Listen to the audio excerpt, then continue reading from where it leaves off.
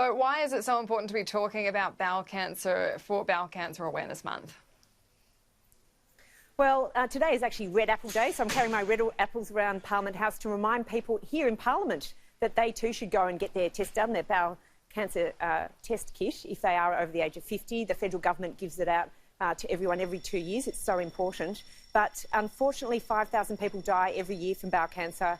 15,000 are diagnosed. But if you get diagnosed early, then you can actually hopefully get it early and get it out early. And unfortunately, Senator Madigan yesterday died from bowel cancer. He was an independent Victorian senator, only 53 years of age.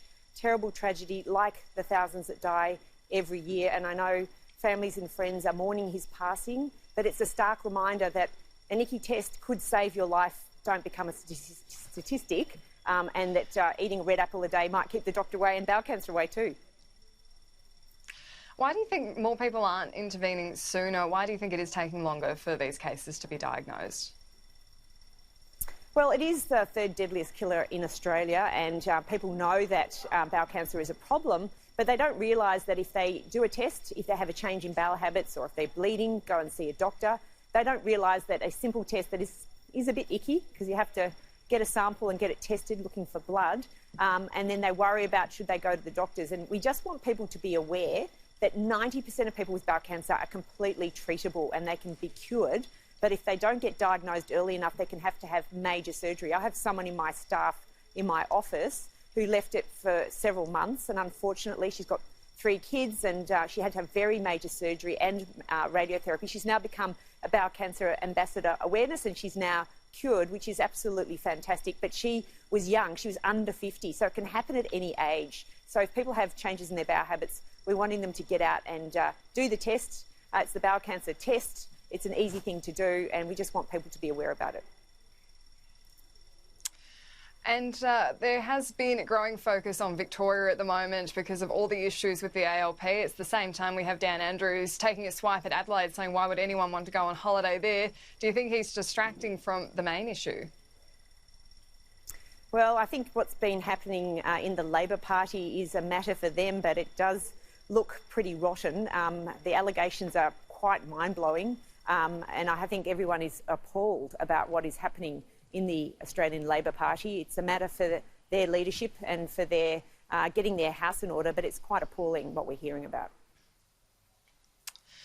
Now, we have a crossbench push at the moment for review of these donation laws that are before the Parliament. These crossbench senators, Rex Patrick and Jackie Lambie, say that this is going to allow donations to be handed over to parties at a federal level, dispersed at a state level, which then takes the scrutiny and the stricter rules away from where it's dispersed. Do you think that this set of laws should go to committee for proper scrutiny? Well, I'm always open to making sure that we have transparency and accountability in government or in the crossbenches or in opposition. I think the Australian public expects it. So I do think it's very important that we are open-minded about what we do here with regards to accountability and transparency. The Australian public want to make sure that donations are not driving the wrong type of behaviour, and we also need to really be very sure that we are accountable to the people we serve, which is the Australian public. And the border battle, it looks like the federal government's going to be intervening in this to get the states to lift their borders. Do you think that WA and Queensland should just move ahead and lift their borders to allow that interstate travel that the tourism minister's pushing for? Well, I've always advocated from the very start that the international borders are the most important aspect of what has kept Australia safe from a health point of view through this COVID crisis. The health advice from the AHPCC and from the Chief Medical Officer is that internal border closure is not required. Now, different states are taking a different approach to this, and I do find this confusing to people and disappointing. We are one Australia.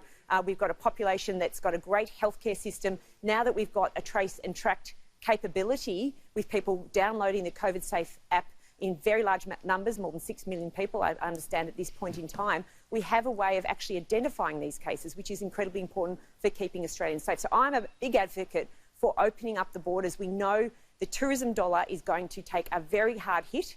We know that there's billions, tens of billions of dollars that usually go overseas for export tourism. why not keep that dollar here in Australia? And I know in my seat of Higgins, there's plenty of people who want to travel outside of Victoria. Australia's a great place to visit, and we should be capitalising on the opportunity for the tourism dollar to stay here in the domestic market.